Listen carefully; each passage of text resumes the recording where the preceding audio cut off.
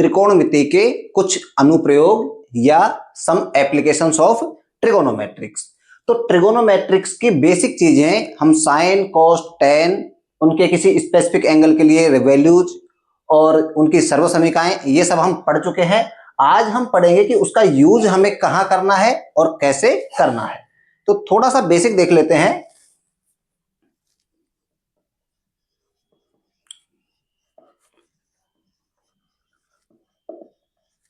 Angle of elevation. देखो angle of elevation क्या है। अगर आपका ऑब्जेक्ट यहां है, मतलब आपका पॉइंट ऑफ व्यू यहां है और आप इसको साइड कर रहे हैं नीचे से, तो अगर आपको किसी ऑब्जेक्ट को देखने के लिए ऊपर की तरफ देखना पड़ रहा है, तो एक ये लाइन हो गई हमारी साइड लाइन और दूसरा है हमारा ये हॉरिजॉन्टल लेवल। तो इन दोनों लाइनों के बीच में जो एंगल बनेगा, इस एंगल को बोलेंगे हम एंगल ऑफ एलिवेशन। एलिवेट मतलब हमें नजर उठानी पड़ रही है ऊपर, किसी भी चीज को देखने के लिए हमारी साइड एलिवेट हो रही है, तो ये हो गया एंगल ऑफ एलिवेशन। और इसको वर्टिकली मिला देंगे तो ये आपका बन जाएगा एक राइट एंगल ट्राइंगल, और उसके बाद इसमें हम यूज करेंगे ट्रिगोनोमेट्रिक्स का। ठीक है। दूसरा है आपका एंगल ऑफ डिप्रेशन।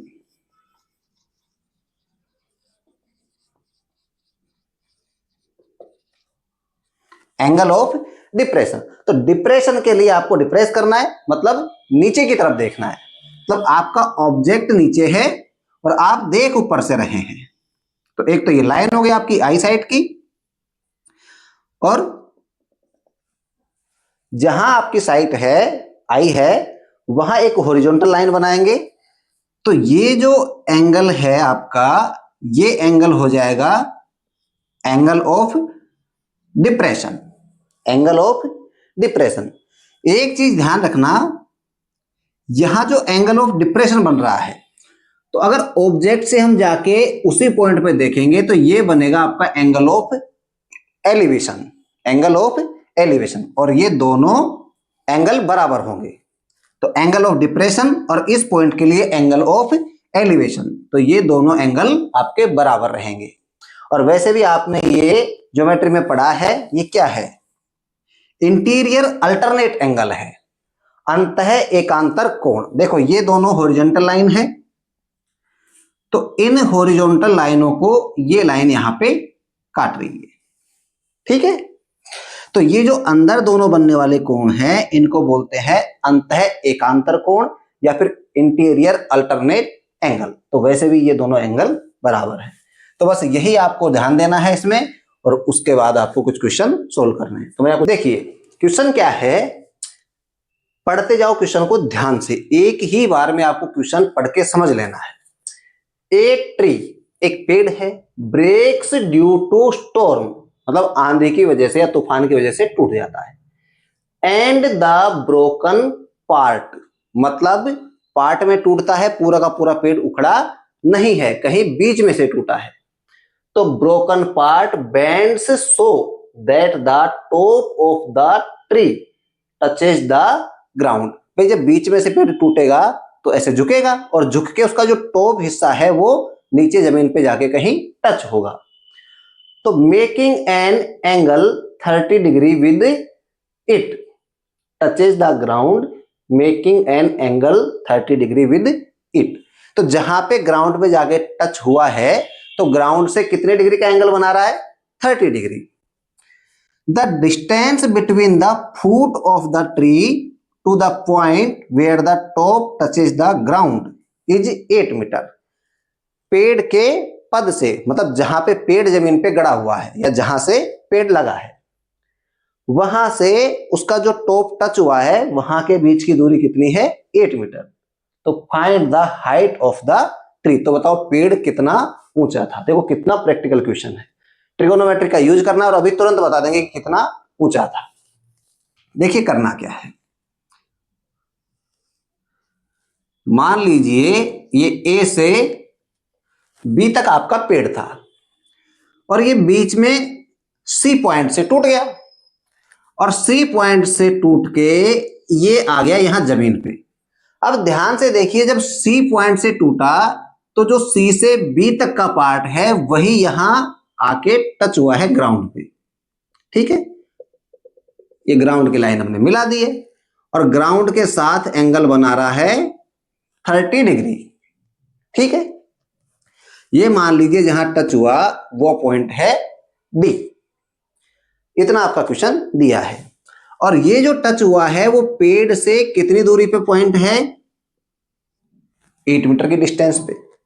तो ठीक है, अब यहां लिख लीजिए, suppose the height of tree is A B and T broken at point C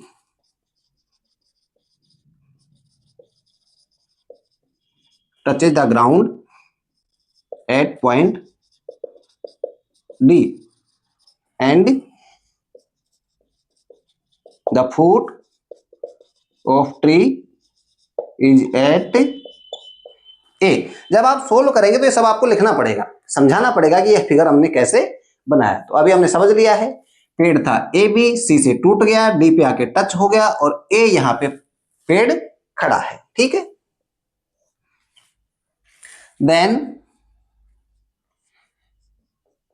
AD बराबर 8 मीटर गिवन, बीसी बराबर सी डी,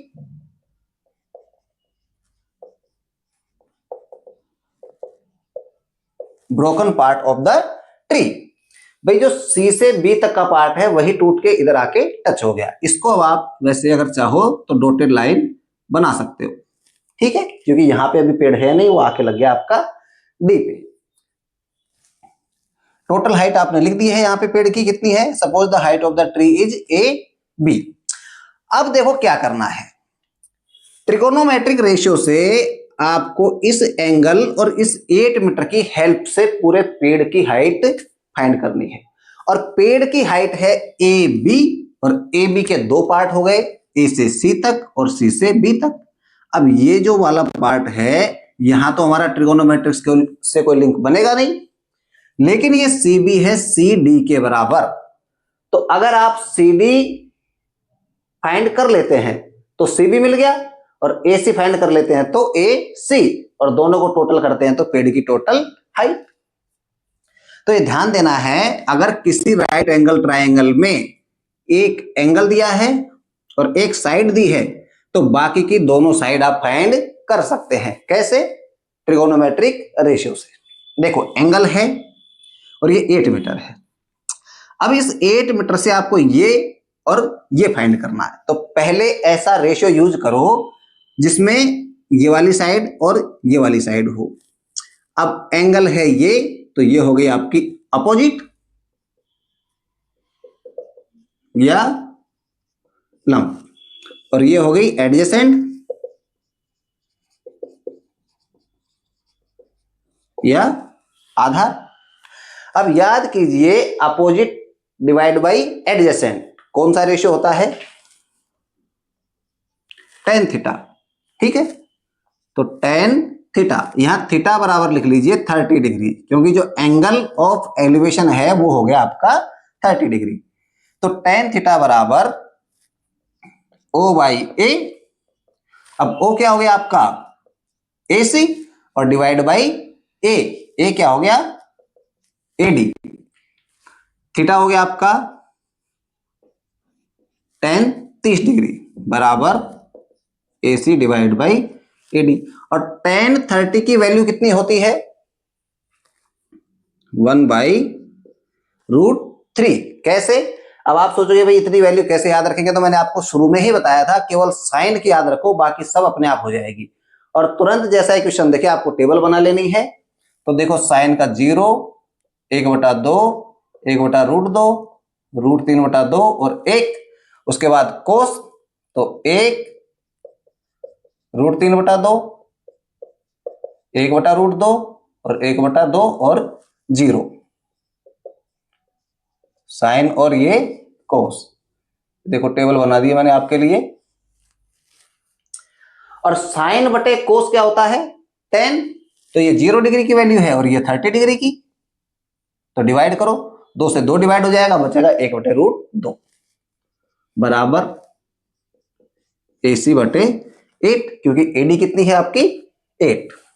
अब ध्यान से देखो 8 को जब इधर ट्रांसफर करोगे तो ऊपर चला जाएगा, 1 से मल्टीप्लाई हो जाएगा, बराबर में क्या बचेगा AC, तो AC बराबर हम लिख सकते हैं 8/√3 मीटर। ठीक है, नेक्स्ट अब फाइंड करेंगे CD, और CD क्या है आपका हाइपोटेन्यूज। ठीक है, तो हाइपोटेन्यूज और A इन दोनों में देखिए कौन सा रेशियो है, ये हो गया एडजेसेंट और ये हो गया हाइपोटेन्यूज। तो कोस थीटा बराबर क्या होता है A/H।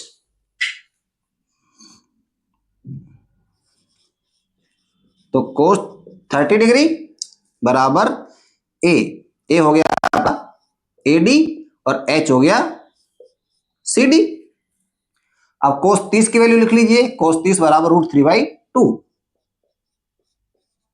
बराबर AD 8m divide by CD।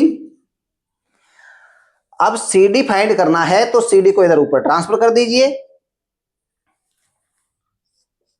तो यहां आ गया आपका CD। √3 इधर से इधर जाएगा तो डिवाइड में, और 2 इधर जाएगा तो मल्टीप्लाई में, तो हो जाएगा 16/√3। अब आपके पास CD आ गया और AC आ गया, तो AB बराबर AC प्लस CD, तो 8/√3 प्लस 16/√3, दोनों का एलसीएम लेंगे तो √3, और √3 एलसीएम है तो 8 प्लस 16, 24/√3, ये होगी आपकी हाइट ऑफ द ट्री। इसको और आगे अगर आप सोल्व करना चाहेंगे तो कर सकते हैं, यहां तक अगर आप कर देंगे तब भी 100% आपका क्वेश्चन सही है। फर्दर सिंप्लीफाई करने के लिए आप लिख सकते हैं इसको, देखो 24 का एक फैक्टर है 3, तो इसको हम लिख सकते हैं 8 मल्टीप्लाई बाई 3, 3 को हम लिख सकते हैं √3 मल्टीप्लाई बाई √3, तो यहां हमने लिख दिया 8 इंटू √3 इंटू √3 बटे √3, तो √3 से एक √3 कैंसिल हो जाएगा, बराबर आएगा 8√3 बराबर हाइट ऑफ द ट्री। ठीक है, तो ये हो गया आपका क्वेश्चन नंबर 2। देखिए question 6, a 1.5 metre tall boy is standing at some distance from a 30 metre tall building. एक 30 मीटर ऊंची बिल्डिंग है और ये 1.5 मीटर ऊंचा लड़का है। ठीक है, इस बिल्डिंग से कुछ दूरी पे खड़ा है। ठीक है, उसी लेवल पे खड़ा है जिस लेवल से बिल्डिंग है। The angle of elevation from his eye to the top of the building increases from 30 degree to 60 degree as he walks toward the building, find the distance he walked from the building. अब देखो ये यहां पे खड़ा है और यहां से ये इस बिल्डिंग की तरफ जा रहा है, और बिल्डिंग की तरफ जब जाता है तो यहां से इसकी आंख से बिल्डिंग के टॉप का एंगल ऑफ एलिवेशन यहां पे तो है 30 डिग्री, और जब कुछ दूरी चल लेता है तब एंगल हो जाता है 60 डिग्री। अब मान लो ये यहां पे था, इनिशियल पोजीशन आप मान लेते हैं इसकी A, और नेक्स्ट पोजीशन इसकी मान लेते हैं B।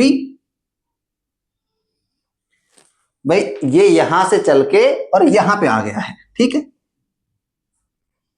अब जब यहां से लेके और यहां तक आएगा ये, तो हाइट तो इसकी बराबर ही रहेगी, केवल एंगल चेंज हो जाएगा क्योंकि ऑब्जेक्ट इसका पास में आ गया है।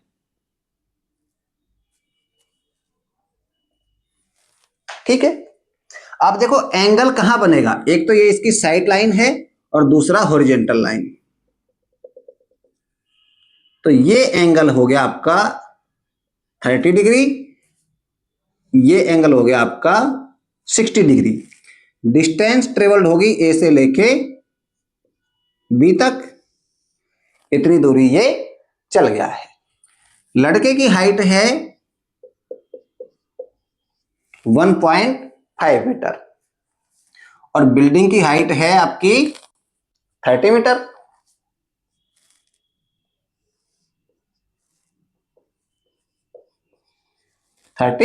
मीटर। बिल्डिंग का टॉप आप मान लीजिए P, इसकी आंख यहां पे मान लीजिए Q, दूसरी पोजीशन की आंख मान लीजिए R, ये पॉइंट मान लीजिए आप S और ये पॉइंट मान लीजिए C।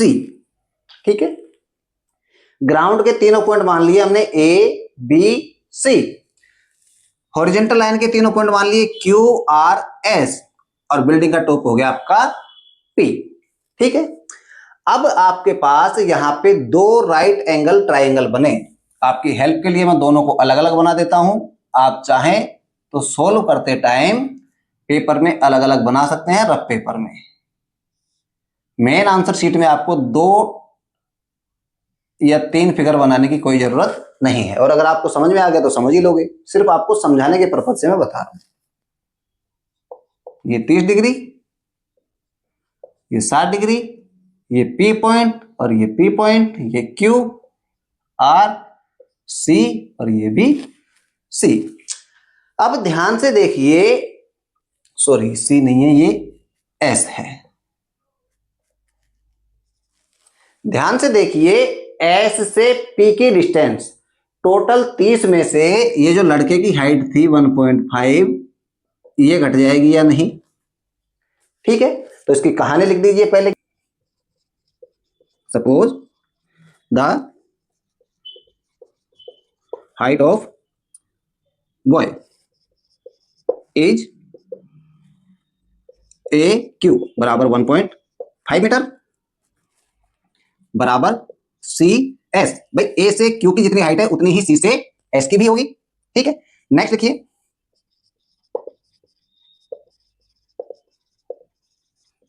Height of building is 30 metre, या 30 मीटर से पहले लिख लीजिए इसको पी एस बराबर 30 मीटर। ठीक है यार,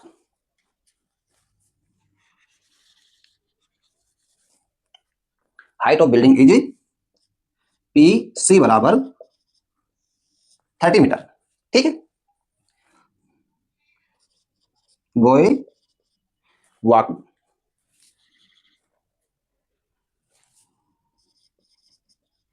walked from point A to B बराबर डिस्टेंस ए बी, और ए बी बराबर है आपकी क्यू आर के। ठीक है, इतनी हमने कहानी लिख दी। इसके बाद इनके लिख दीजिए डायमेंशन। ठीक है, in the right angle triangle P Q S. अब ध्यान से देखिए, दो ट्राइंगल बने पी क्यू एस और पी आर एस, दोनों अलग अलग हमने यहां पे बना दी। पी एस बराबर 30 माइनस 1.5 बराबर 28.5 मीटर होगा या नहीं। टोटल हाइट में से इस लड़के की हाइट कम करेंगे तो हमें P से S तक की हाइट मिल जाएगी। अब ध्यान से देखिए, दोनों ट्राइंगल में आपको ये मिल गया 8.5 और 28.5। अभी जस्ट पिछले क्वेश्चन में ऐसा ही क्वेश्चन था जिसमें एक साइड थी हमारे पास और एक एंगल था, बाकी की दोनों साइड हमने फाइंड कर लिए। आप QS और RS फाइंड कर लेते हैं तो ये जो डिस्टेंस इसने ट्रेवल करी है यहां से यहां तक चला है, ये फाइंड हो जाएगा या नहीं। भाई QS मिल गया, RS मिल गया, तो QS माइनस RS, तो आपको मिल जाएगा QR। तो PS बराबर हो गया आपका 28.5 डिग्री और थीटा बराबर हो गया आपका 30 डिग्री। फाइंड करना आपको क्या, QS। ठीक है, तो ये हो गया आपका एडजेसेंट और जो गिवन है वो हो गया अपोजिट। तो इन दोनों में आपको रिलेशन देखना है, तो O/A मीन्स tan थीटा। तो tan 30 डिग्री बराबर PS डिवाइड बाई QS बराबर 28.5 डिवाइड बाई QS को QS रहने दीजिए। tan 30 का वैल्यू 1/√3। अभी लास्ट क्वेश्चन में हमने पढ़ाई था इसको। अब जब QS यहां से फाइंड करना है तो QS को इधर ले जाएंगे, √3 को इधर ले जाएंगे, तो QS बराबर हो जाएगा 28.5√3। इक्वेशन 1 लिख लीजिए, नहीं भी लिखेंगे तब भी चलेगा। नेक्स्ट, ट्रायंगल PRS में थीटा बराबर 60 डिग्री और PS आपने पहले से लिखा है 28.5। इसमें भी ये फाइंड करना है तो tan का फॉर्मूला लगाएंगे, तो tan 60 बराबर सीधे वैल्यू लिख देते हैं 28.5 डिवाइड बाई RS। और tan 60 की वैल्यू क्या होगी, sin 60 divide by cos 60। sin 60 होता है √3/2 और cos 60 होता है 1/2। 2 से 2 कटेगा √3, तो √3 बराबर 28/RS। अब RS फाइंड करना है तो इसको इधर ले जाओ, √3 इधर आ जाएगा, तो RS बराबर हो गया आपका 28.5 डिवाइड बाई √3। QS मिल गई आपको, RS मिल गई, तो the distance walked by the Y कितनी हो जाएगी, QS माइनस RS बराबर QR। तो QS माइनस RS, और QS क्या है आपके पास 28.5√3, तो 28.5√3 माइनस 28.5 डिवाइड बाई √3। √3 यहां पे कॉमन हो जाएगा, ये मैं आपका क्वेश्चन यहां से मिटा देता हूं, इधर लिख देता हूं।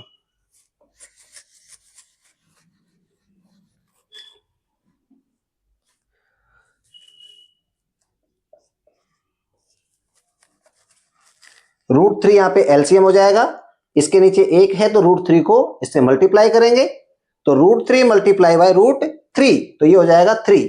एक बार लिख देता हूं मैं यहां पे 28.5 गुणा 3 और माइनस में 28.5।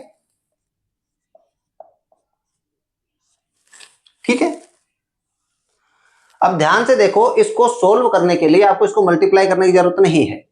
28.5 यहां 3 बार मल्टीप्लाई है और यहां पे 1 बार मल्टीप्लाई है, तो ये बच जाएगा आपका 28.5 गुणा 2/√3।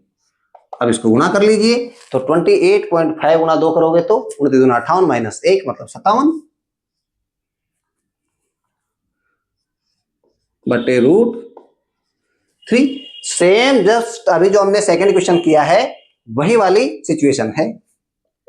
57 को लिखेंगे हम 19 मल्टीप्लाई बाई 3, तो 19 गुणा √3 गुणा √3/√3 कितना आ गया, कितना चल गया लड़का यहां से यहां तक आने में, 19√3 मीटर। आपको यूनिट भी जरूर लिखनी है इस टाइप के क्वेश्चन में। ठीक है, तो कितनी डिस्टेंस ये चल गया ए से बी तक, 19√3 मीटर। देखिए question number 8, a statue 1.6 metre tall stands off the top of a pedestal, stands on the top of a pedestal. एक स्टेच्यू है जिसकी हाइट कितनी है 1.6 मीटर और कहाँ है पेडेस्टल के ऊपर, मतलब एक कोई चबूतरा बना है और चबूतरे के ऊपर स्टेच्यू है, कोई मूर्ति है। तो from A point on the ground the angle of elevation of the top of the statue is 60 degree. देखो बना लो यहां तक का, सिंगल लाइन डायग्राम बनाएंगे, हमें पेडेस्टल या मूर्ति बनाने की जरूरत यहां पे नहीं है। ये पॉइंट मान लो ए और ये मान लो बी, ए से बी तक है आपका पेडेस्टल। भाई कोई मूर्ति बनाने के लिए नीचे पहले चबूतरा बनाते हैं या प्लेटफॉर्म बनाते हैं, तो वो गया आपका पेडेस्टल, उसके ऊपर हो गया आपका स्टेच्यू। तो ए से बी तक पेडेस्टल, बी से सी तक स्टेच्यू। कोई पॉइंट है ग्राउंड पे और यहां से स्टेच्यू के टॉप, देखो क्या कह रहे हैं, top of the statue is 60 degree, angle of elevation of the top of the statue is 60 degree. तो ये एंगल ऑफ एलिवेशन हो गया 60 degree. From the same point the angle of elevation of the top of the pedestal is 45 degree. इसी point से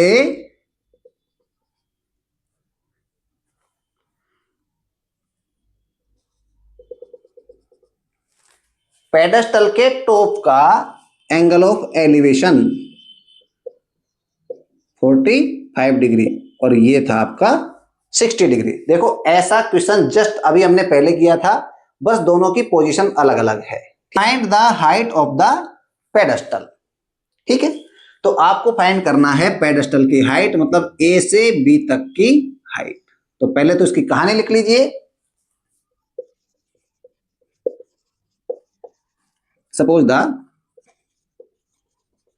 height of pedestal is A B.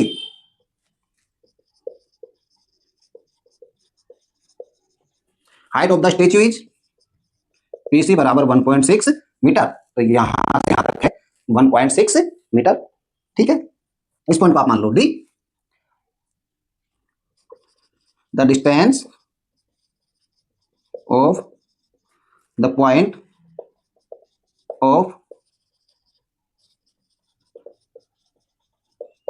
Angle of elevation from the foot of pedestal is A D. तो यहां से यहां तक की distance हो गई ए डी, इसकी हाइट ए बी और यहां से यहां तक की हाइट बी सी।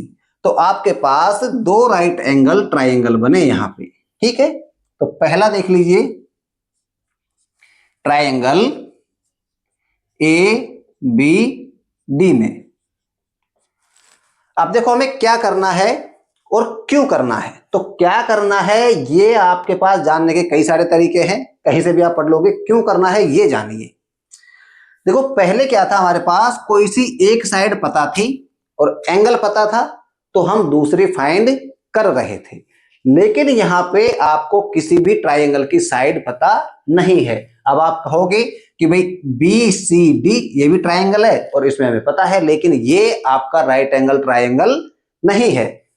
तो राइट एंगल ट्राइंगल है आपके ए बी डी और ए सी डी, और यहां पे कोई भी पूरी साइड आपको नहीं दी गई है।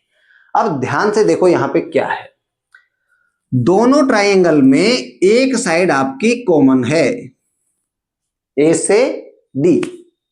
तो आप यहां पे फाइंड करेंगे ए डी, एंगल आपको दिया हुआ है। तो ए डी से आपको मिलेगी ए सी और ए बी, और जब ए सी और ए बी में रिलेशन मिलेगा तो बी सी आपको पता है 1.6 मीटर, तो आपको बी ए भी फाइंड हो जाएगी, ठीक है। तो क्या करेंगे हम, कॉमन जो साइड है इसकी डिस्टेंस या इसकी लेंथ यहां पे हम फाइंड करेंगे, ठीक है।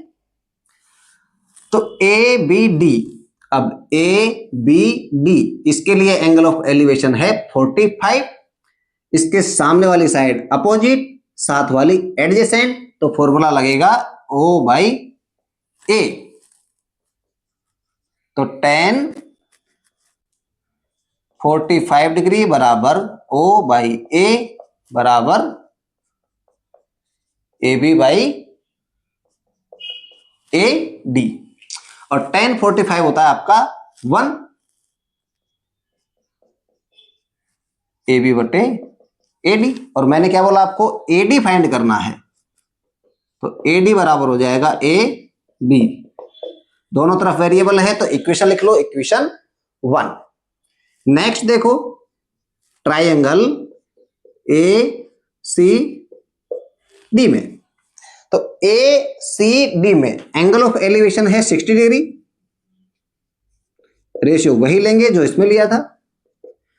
अब tan 60 के लिए अपोजिट क्या हो जाएगा AC, और एडजेसेंट क्या हो जाएगा AD,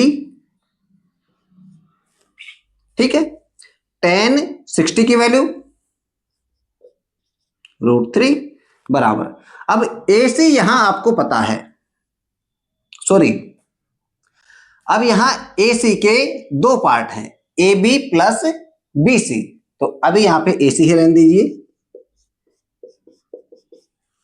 AD फाइंड कर लो, तो AD बराबर हो जाएगा आपका AC बटे √3, इसको लिखो इक्वेशन 2।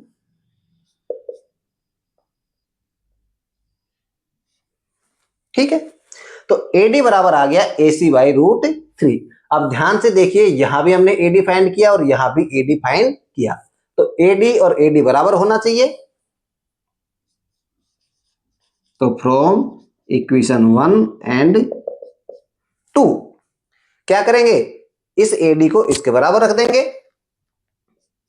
तो AC बटे √3 बराबर क्या हो जाएगा AB।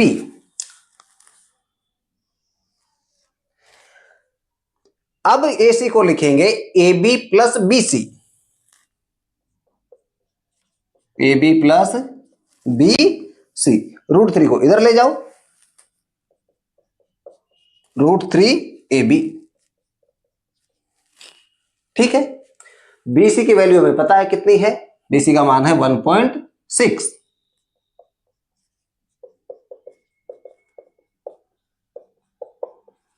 अब ध्यान से देखो कितने वेरिएबल है, केवल एक AB, तो इक्वेशन में AB की वैल्यू आपको आसानी से मिल जाएगी। कैसे मिलेगी,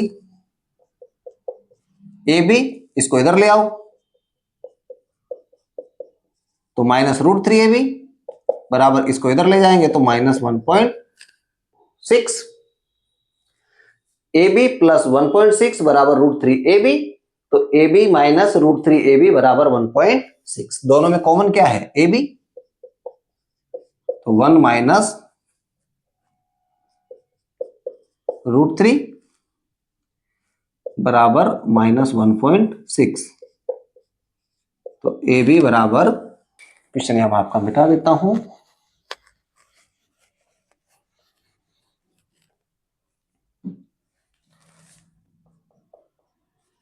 तो AB बराबर -1.6 डिवाइड बाई 1 माइनस √3,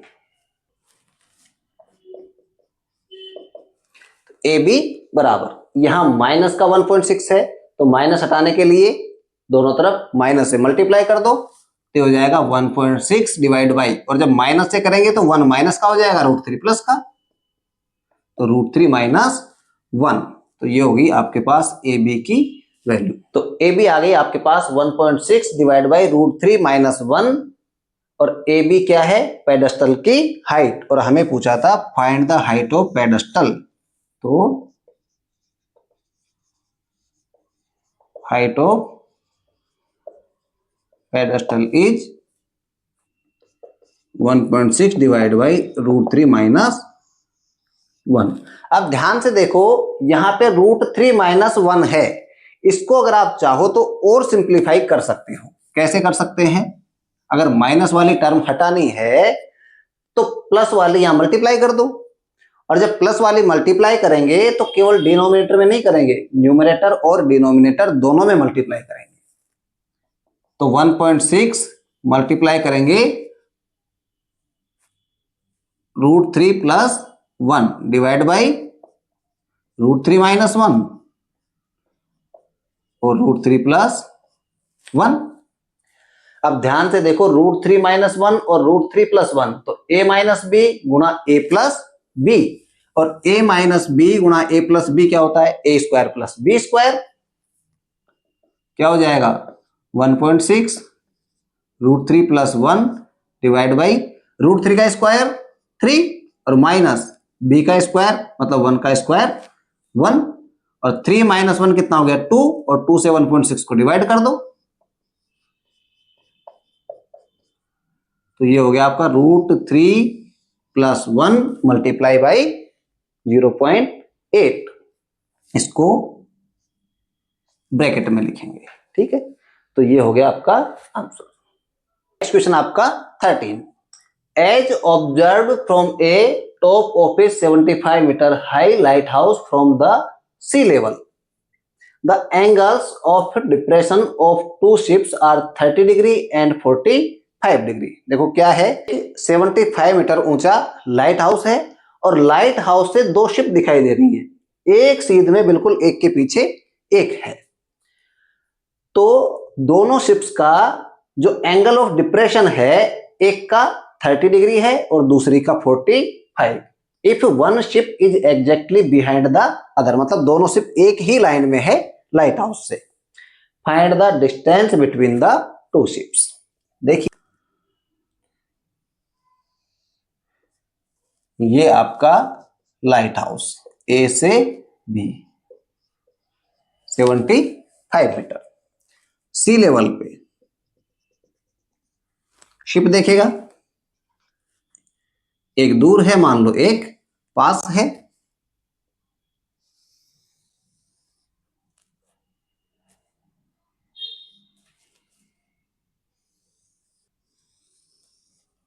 एक ये है, एंगल ऑफ डिप्रेशन बनेगा आपका यहां पे, ठीक।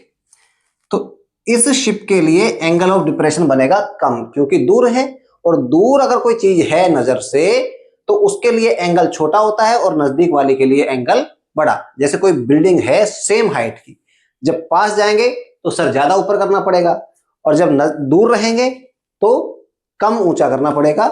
तो एंगल ऑफ एलिवेशन हो गया वहां पे।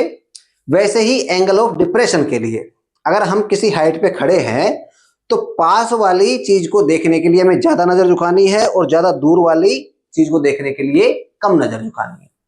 तो इसके लिए एंगल ऑफ डिप्रेशन हो गया 30 डिग्री और इसके लिए एंगल ऑफ डिप्रेशन हो गया 45 डिग्री। और अभी मैंने आपको बताया क्वेश्चन करने से पहले कि ये जो आपका एंगल ऑफ डिप्रेशन है, ये इस पॉइंट के लिए एंगल ऑफ एलिवेशन के बराबर होगा, इंटीरियर अल्टरनेट एंगल। तो ये एंगल हो जाएगा आपका 45 डिग्री। अब देखो कितना आसान क्वेश्चन है। इसको मान लीजिए आप P और इसको मान लो Q। यहां 75 मीटर आपको दिए सीधे सीधे, ये एंगल दिया है तो AQ मिल जाएगी, फिर 75 मीटर है, एंगल दिया है तो AP मिल जाएगी, और AP में से AQ माइनस कर दोगे तो आपको मिल जाएगी PQ। और ऐसा क्वेश्चन हम सोल्व कर चुके हैं, फिर भी देख लीजिए दोबारा। अब इसकी कहानी आप खुद लिखेंगे, समझा दिया मैंने, डायरेक्ट क्वेश्चन सोल्व करते हैं। तो ट्राइंगल ABQ में, ठीक है, ये आपका एंगल है, इसकी अपोजिट वाली साइड, और ये एडजेसेंट, तो O/A मैक्सिमम जगह इस पूरी एक्सरसाइज में आपको tan थीटा ही काम में लेना है। तो tan 45 बराबर AB डिवाइड बाई AQ, और tan 45 बराबर 1, तो 1 बराबर AB है आपका 75 मीटर बटे AQ। AQ को यहां ले जाएंगे तो 1 से मल्टीप्लाई। देखो यहां तक कितना इजी है। नेक्स्ट ट्राइंगल ABP में, तो ABP में यहां भी आपके पास AB है और AP आपको फाइंड करनी है। तो सॉरी tan 30 डिग्री है। तो tan 30 डिग्री बराबर A B divide by A P. tan 30 1/√3, A B 75 metre और ए पी, तो ए पी क्या हो गया, √3 यहाँ डिवाइड में, यहाँ जाएगा तो मल्टीप्लाई में, ए पी इधर आके मल्टीप्लाई में, तो 75√3।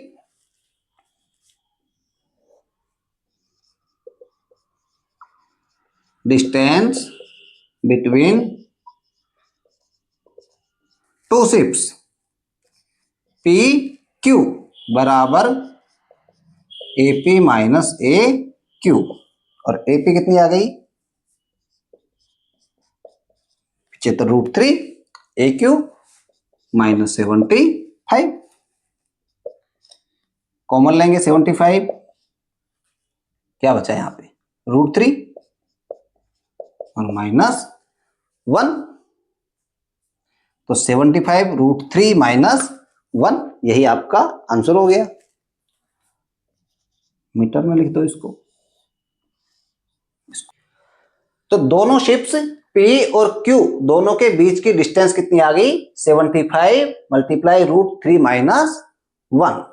तो ये एक्सरसाइज भी लगभग मैंने आपको 4-5 क्वेश्चन कराए हैं। अगर ये क्वेश्चन आप समझ लेते हैं, कर लेते हैं, तो बाकी के किसी भी क्वेश्चन को सोल्व करने में आपको प्रॉब्लम नहीं होगी। ठीक, तो धन्यवाद। अगर आपको क्लास पसंद आई तो चैनल को लाइक करें, सब्सक्राइब करें और अपने फ्रेंड्स के साथ शेयर जरूर करें। धन्यवाद।